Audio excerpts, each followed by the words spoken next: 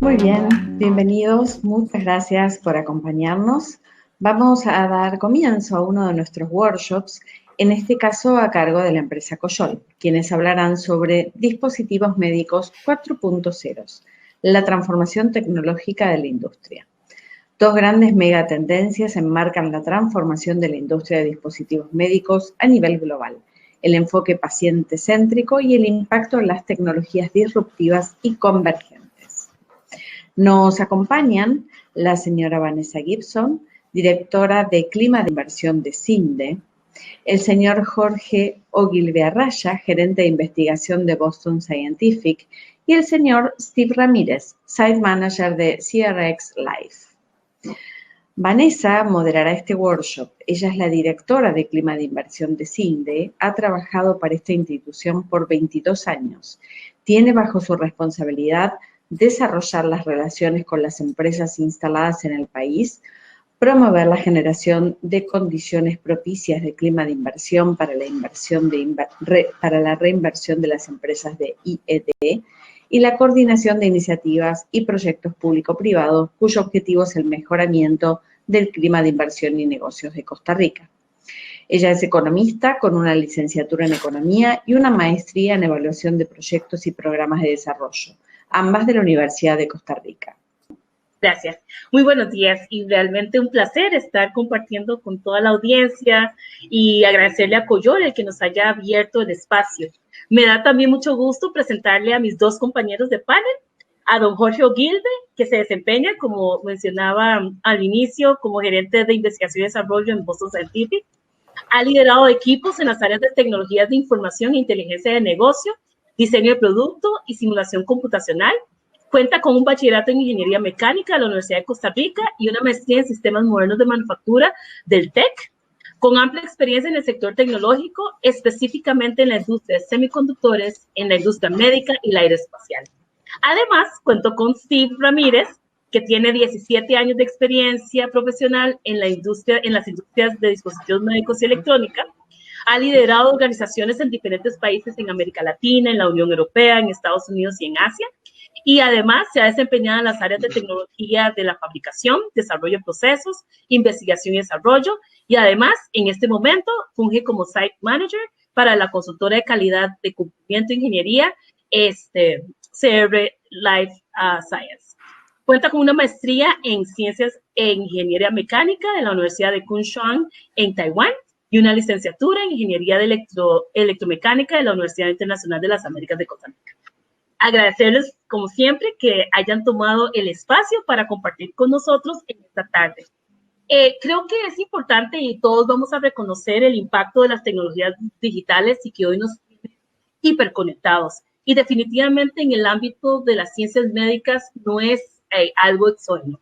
Al contrario, vemos el rápido avance en la forma en que se están realizando los diagnósticos, en los cuales se están generando los tratamientos y además en los cuales se están dando cura a los padecimientos de los pacientes. En el caso del sector de la salud, está experimentando una transformación vertiginosa y gracias a la transversalidad y a la convergencia de estas nuevas tecnologías. Y en ese sentido, el sector de ciencias de la vida se encuentra en el centro de la transformación global. Hoy los dispositivos médicos proliferan Y además de eso, han estado experimentando una transformación importante con la llegada de tecnologías como el Internet de las Cosas, la ciberseguridad y otras, particularmente el tema de 3D. En este sentido, cada vez más vemos el avance en la transformación de estos dispositivos que adquieren muchas y nuevas características. Así que, pues, quisiera con este preámbulo, tal vez abrir el espacio para que dos compañeros de panel podamos comentar en principio desde la perspectiva de Costa Rica cómo se perciben estas tecnologías disruptivas en cuanto a la transformación que le generan a la industria de dispositivos médicos y más que todo este enfoque de la medicina personalizada. Tal vez, para empezar, le pediría a Jorge que nos dé algunos de sus comentarios. Bueno, muy buenas tardes, Steve, Vanessa y todos quienes nos ven. Espero que se escuche bien ahora que estoy hablando. Bueno, yo quisiera tal vez iniciar diciendo que la industria médica como tal no escapa a la revolución que estamos viviendo actualmente. Hemos escuchado ya por varios años que estamos en medio de una cuarta revolución industrial en la cual se están dando cambios aceleradísimos en diversas áreas de una forma transversal que nos afectan a todos. Y la industria médica pues no escapa de eso. Tal vez desde un punto de vista general, yo quisiera decir de que estas tecnologías están pues impactando tanto el área de diagnóstico, también como el área de terapias e inclusive el área de eficiencia en los hospitales, ¿verdad? El flujo de personas, el flujo de información, la trazabilidad y se dan muchas áreas grises en las cuales hay grandes oportunidades de conectar unas cosas con otras y dar campo a la innovación. También yo quisiera resaltar que actualmente tenemos o se están gestando una generación de pacientes mucho más informados, o sea, ya la única fuente primaria de información para los médicos no es solamente el doctor, sino que también la información que tenemos a nuestra disposición sobre nuevas terapias que hay en el mercado que podrían pues mejorar nuestras condiciones.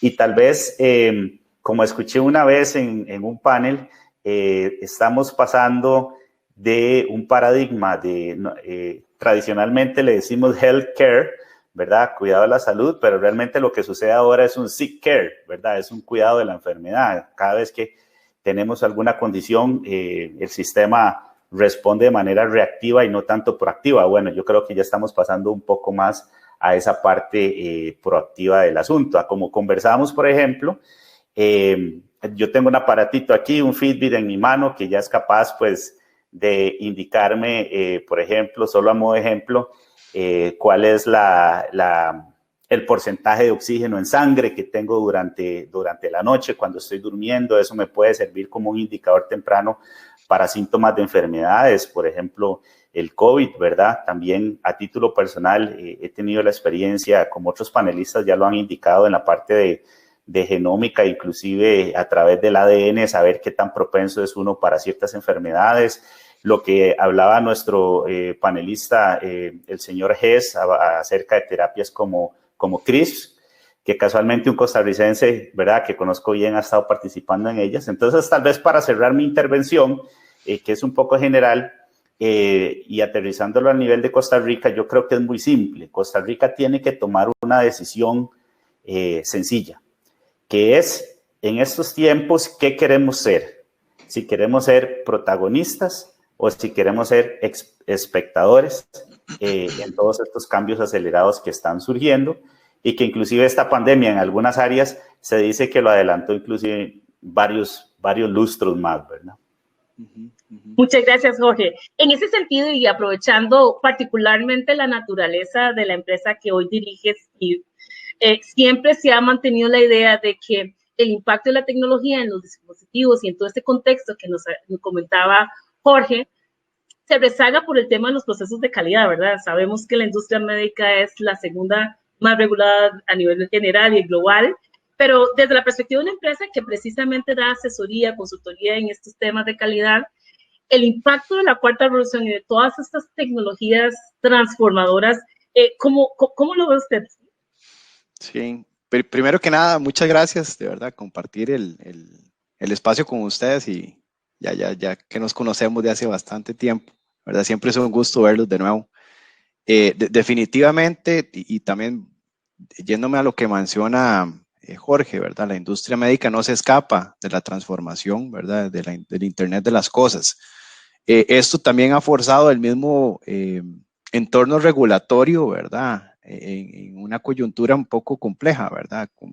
Y Jorge, de hecho, ahora que le iba a mencionar que anda, no sé si es un Apple Watch, ¿verdad? O alguno de este tipo, ¿verdad? Que está relacionado con lo que es medir pulsaciones, pasos, etcétera, ¿verdad? Ha habido cuestionamiento dentro de la parte normativa de cómo tratar ese tipo de dispositivos, ¿verdad? Si es un dispositivo realmente que te dé señales para prevención de salud, ¿verdad? O alguna señal de realmente donde puedas ver que estás expuesto a una situación de riesgo, ¿verdad? Y no existían unas normativas para ese tipo de dispositivos, ¿verdad? Entonces, eso está haciendo que el mismo entorno regulatorio, ¿verdad? Y de calidad evolucione. Tal vez complementando incluso a lo que menciona Jorge, ¿verdad? Esta parte de la Internet de las cosas también desde el punto de vista industria viene a apoyar de una otra manera lo que es la recolección de datos, ¿verdad? Donde en este momento los sistemas que se llaman los MES, que son los Manufacturing Electronic Systems, ¿verdad? Que es el de control de información, lo que se está hablando es de qué capacidades a futuro podrían tener, ¿verdad? Que no simplemente sean de control inmediato, sino que incluso sean de predicción, ¿verdad? De mira, tenés que agregar otra inspección porque estamos viendo que hay una tendencia incrementada, ¿verdad? Y poder tomar este tipo de decisiones. Lo mismo sucede con lo que es la recolección de la data de customers, ¿verdad? En este caso no es la data del paciente per se, sino desde la parte de quejas, ¿verdad? Y cómo tratar las mismas, cómo definir tendencias, ¿verdad?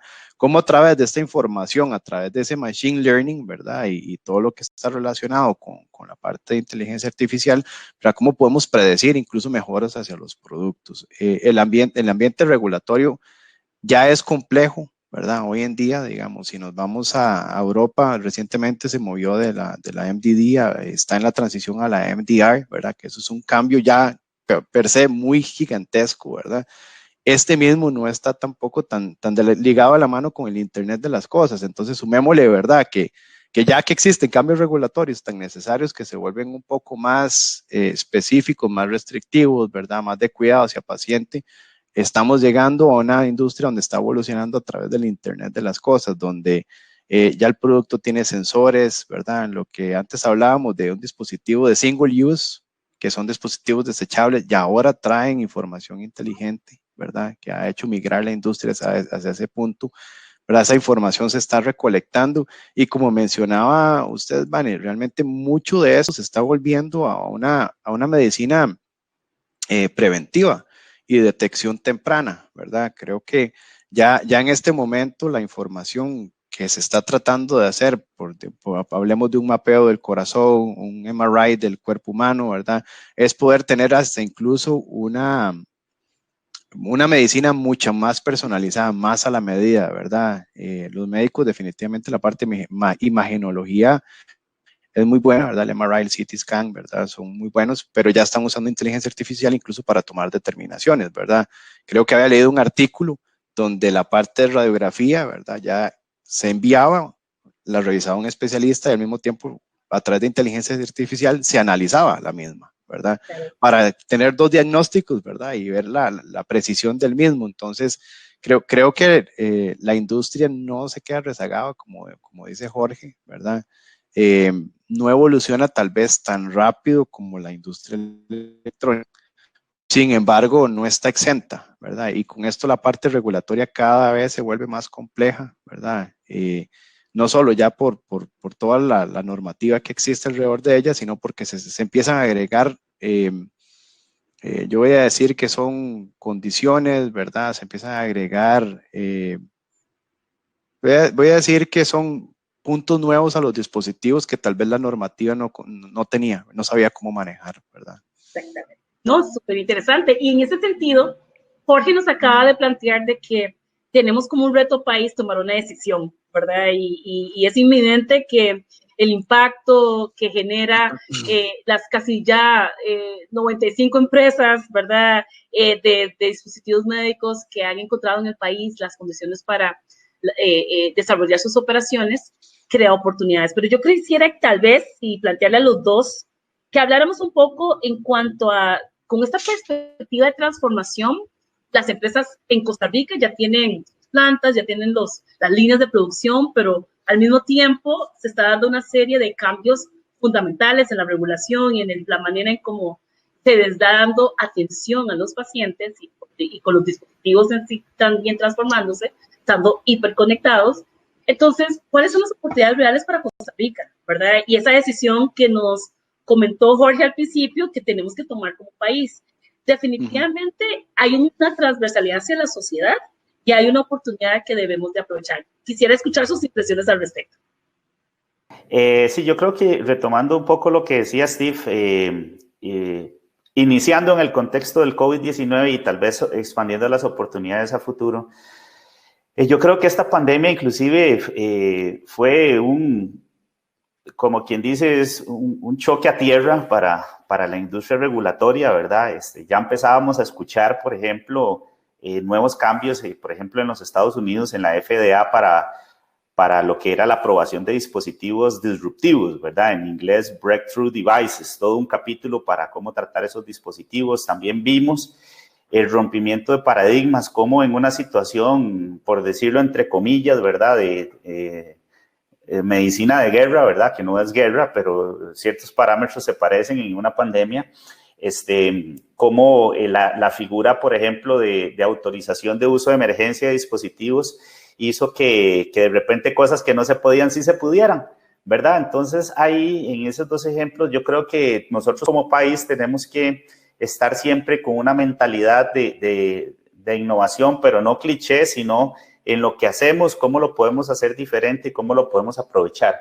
Siendo un poquito más específico, yo pienso que actualmente las empresas están buscando el talento de forma global. Se busca el talento donde quiera que esté, ¿verdad? Ese talento. Ya vemos cómo hay ciertas áreas donde hay una deslocalización, que no importa dónde esté ese talento ubicado geográficamente. Yo pienso que a nosotros escuchar iniciativas que el doctor Llorca nos explicaba de lo que él ha hecho al país, considero un acierto la parte del bilingüismo, ¿verdad? Yo he tenido ocasiones ya en las cuales la inversión extranjera, por ejemplo, se frena porque no tenemos la cantidad de talento. Sí lo tenemos en el área técnica necesaria, pero no con el inglés, ¿verdad? Entonces, tenemos que seguir reforzando el desarrollo del talento y hay muchas áreas de oportunidad, ¿verdad?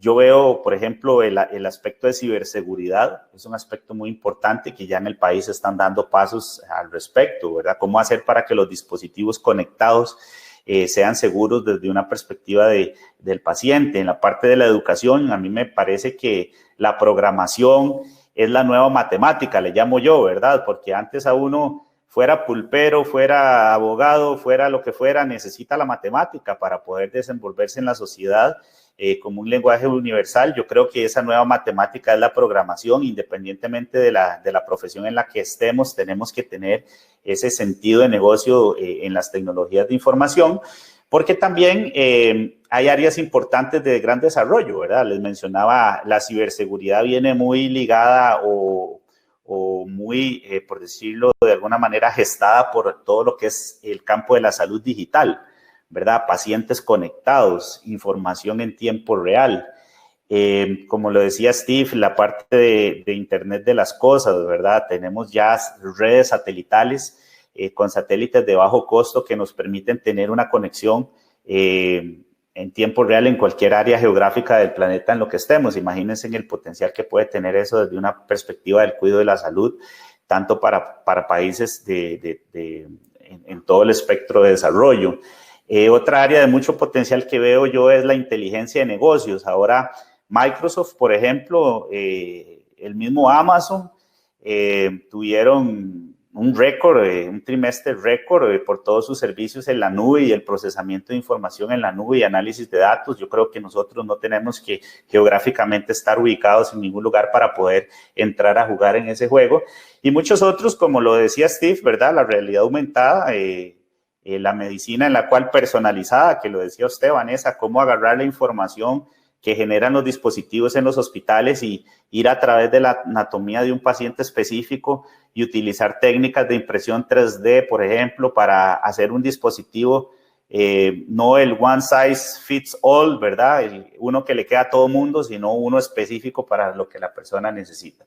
Y tal vez para cerrar, veo también mucha oportunidad en el campo de la telemedicina. Ya pudimos ver de que no es necesario que tengamos que ir al hospital cada vez que tengamos una condición y eso va a traer pues un cambio en la forma como operan los hospitales. Y esas son algunas de las cosas que yo pues quisiera rescatar de oportunidades que tenemos como país si nos apuramos y cerramos las brechas que podamos tener. Tal vez complementando lo que menciona Jorge, ¿verdad? Esta parte de la realidad aumentada, ¿verdad? Y incluso la parte de la realidad, la parte virtual que se llegó a dar ahora por el COVID, ¿verdad? Para todos los que tal vez trabajamos en ambientes donde se hizo una transferencia de tecnologías hacia Costa Rica, ¿verdad? Que esa es la forma en la que ha crecido la industria en el país. No se puede viajar. ¿Cómo haces una transferencia donde no se puede viajar, ¿verdad? Entonces, en este momento, créanme que hay una serie de iniciativas, ¿verdad? Que si no hubiéramos tenido la pandemia, no se hubieran tan siquiera considerado, ¿verdad? Entonces, por ejemplo, un ente regulatorio te está auditando virtualmente, ¿verdad? Y yo, digamos, la persona, ya sea que ande con la computadora en un piso de producción, ¿verdad? Donde están haciendo las preguntas, lo cual me parece muy chistoso. Me llega recuerdos de cuando estuve tal vez en Intel hace unos años, ¿verdad? Que había como un Arturito que uno paseaba y eso era una maravilla porque no existía ese tipo de tecnología, ¿verdad? Hasta ahora incluso creo que hay unas gafas, ¿verdad? Que he visto ya también varias compañías donde lo que usted ve lo está viendo la persona del otro lado y lo que él escucha y usted puede conversar con él, ¿verdad? Entonces, ¿qué ha fomentado esto, verdad?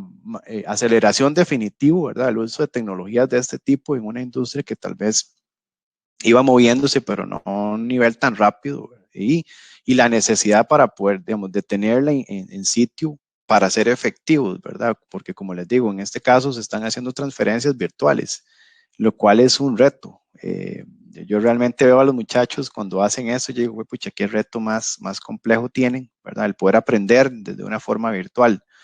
Y tal vez enfatizando lo que dice Jorge, ¿verdad? Creo que el talento en este momento está en cualquier lado, eso es otra oportunidad que se abrió a nivel general. Creo que el tener y mantener esa credibilidad del trabajo remoto, ¿verdad? O localizado en otro lugar, siempre ha estado en nosotros, ¿verdad? Creo que esto nos dio la oportunidad en masa de poder demostrar que se podía hacer de esta manera y esto lo que ha generado, ¿verdad? Eso es lo que menciona Jorge, de poder trabajar en un lugar, tener una operación en otra, ¿verdad? Que el talento puede estar en cualquier parte. Tal vez ese es mi punto de vista. Y creo que está en mute, Vane, por cualquier cosa. Y tal vez aprovecho para hacer un comentario ya para la consulta de cierre, en el cual definitivamente la gran oportunidad que tenemos como país está en que sus empresas ya están acá, ¿verdad? El reto está en que efectivamente logremos como país caminar al mismo ritmo de transformación que sus operaciones van a enfrentar. La semana pasada, en un evento de la OECD, un experto de Harvard planteaba de que con todas estas tecnologías disruptivas y demás, en particular el tema del impacto que va a tener los smart manufacturers, ¿verdad? Las plantas inteligentes por 3D printing, e incluso se habla de 4D printing. La localización de la producción va a ser todo un tema. Y se espera que los flujos de comercio, digamos, la cantidad de embarcaciones que se mueven de un punto a otro en el mundo, de un puerto a otro, se enfoquen más en la carga de materia prima, porque la manufactura como tal se va a localizar en las grandes, por un lado, en los grandes mercados, o en centros, por así decirlo, regionales de producción, porque ya el dispositivo se puede imprimir en el fingerprint en el hospital si se quiere, ¿verdad? Dependiendo del dispositivo. Y eso entonces hace que este comentario de las oportunidades nos abran definitivamente una visión de qué debemos hacer como país, pero también entonces, y para cerrar, lo importante también es ser claros en cuáles son los retos. ¿Qué debemos hacer nosotros? ¿Qué debemos de unir esfuerzos alrededor, por ejemplo, de el signaling que dio el gobierno de Costa Rica al declarar de interés público que el país se convierta en un hub en ciencias de la vida, tecnología y bienestar? ¿Qué retos enfrentamos? Ustedes, ¿verdad?, puedan identificar, sobre los cuales tenemos que tener una estrategia clara, integrar los esfuerzos, desarrollar la confianza en el ecosistema que nos permita lograr ese objetivo. Sí, adelante. Sí. Tal vez yo veo, digamos, los esfuerzos que ha hecho el gobierno, ¿verdad?, asociados a Procomer y CINDE, ¿verdad?, que es un socio estratégico para el desarrollo de Costa Rica, que se ha venido evolucionando muy bien, ¿verdad? No solo se trajo manufactura al país, sino que se trajo su cadena de suministro. Entonces ya tenemos su supply chain sentado acá en el país, ¿verdad? ¿Qué veo yo, digamos, dentro de este ecosistema de desarrollo, ¿verdad? Que cuál es el siguiente nivel, ¿verdad? Creo que manufactura lo hacemos muy bien, somos referencia mundial. El siguiente eslabón es realmente el desarrollo de dispositivos médicos creados en el país, ¿verdad? ¿Y qué es lo que necesitamos en ese aspecto para desarrollar ese tipo de ecosistema, ¿verdad?, de desarrollo? Definitivamente, yo sé que la palabra a veces es muy trillada, siempre hablamos de educación, ¿verdad? Creo que la educación sigue siendo un pilar, siempre va a estar presente, más bien continúa evolucionando, ¿verdad?, para adaptarse a ese tipo de retos, pero enfocado a lo que comentaba Jorge, ¿verdad?, que a veces no se tiene el talento, a veces el pace de la industria es muy, muy rápido, realmente crear programas, ¿verdad?, específicos para poder darles ese tipo de habilidades en una industria que es selectiva y altamente regulada. Y hay esfuerzos, ¿verdad?, que me parecen súper importantes a través de las universidades como el TEC, ¿verdad?, que tiene su maestría en dispositivos médicos. Creo que todavía hay cabida para algunos otros programas un poco más específicos. Y se dan pasos importantes a través de becas como el MISID, ¿verdad?, que se utilizó los fondos del PIN para capacitar personas acá en el país.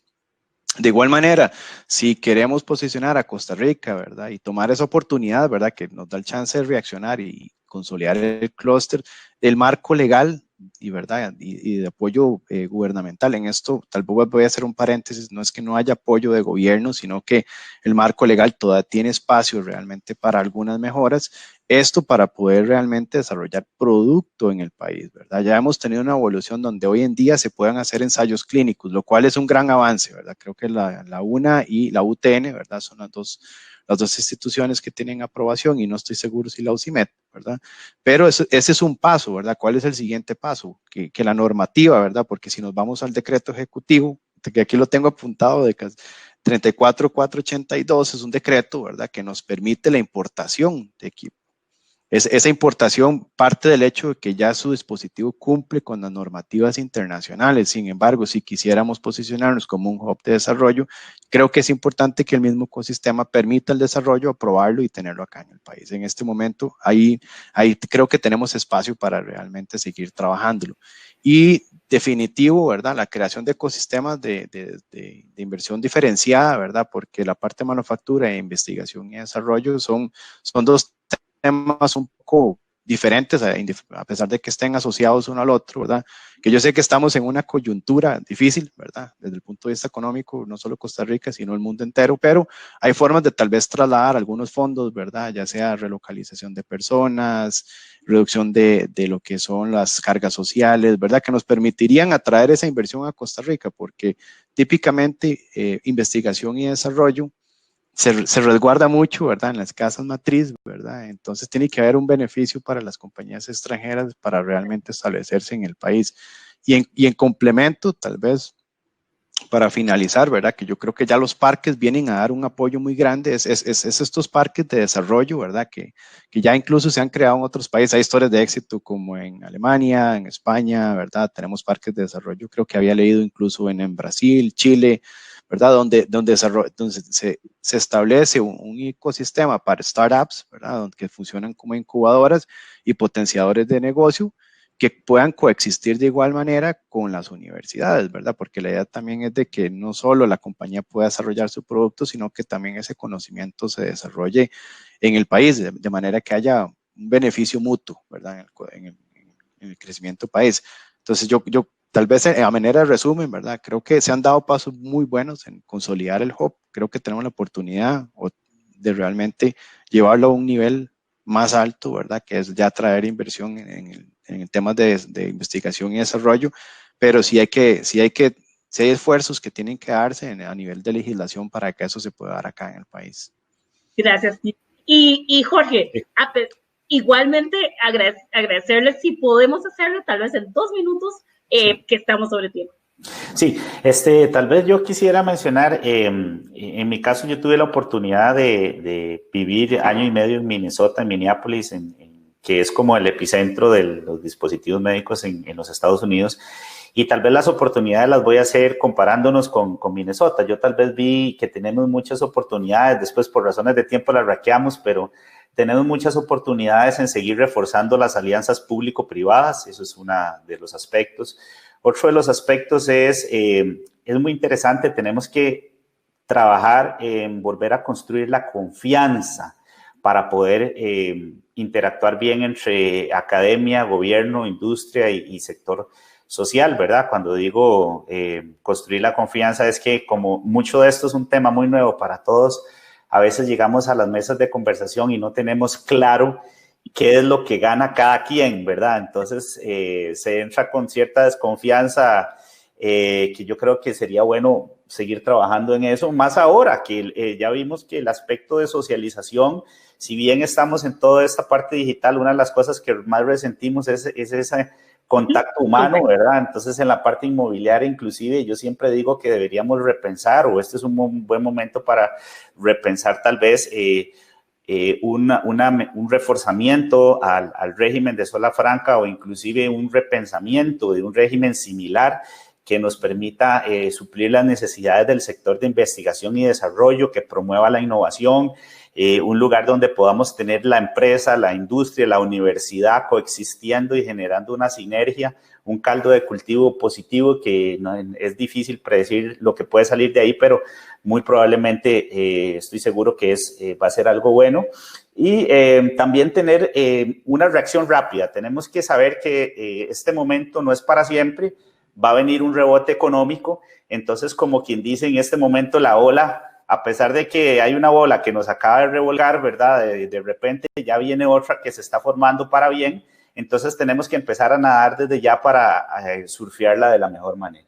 Eso sería lo que quería pues traer acá. En resumen, como les digo también, empezar a ver la definición de clúster como todo ese ecosistema real y no solo un conglomerado de empresas que trabajan por separado, sino ver cómo podemos ser una orquesta, ¿verdad? Exactamente. Bueno, de verdad, muchísimas gracias a Jorge, a Steve. De mucho valor, todos los aportes, creo que fue una conversación muy interesante, espero que también para todos hayamos generado un complemento adicional en la agenda del evento. Muchísimas gracias. Muchísimas gracias a ustedes, ha sido un placer escucharlos. Para todos, bueno, queda además grabada la conferencia, así que después vamos a poder suministrársela a aquella gente que quiera volver a escucharlos. Muchísimas gracias por su tiempo.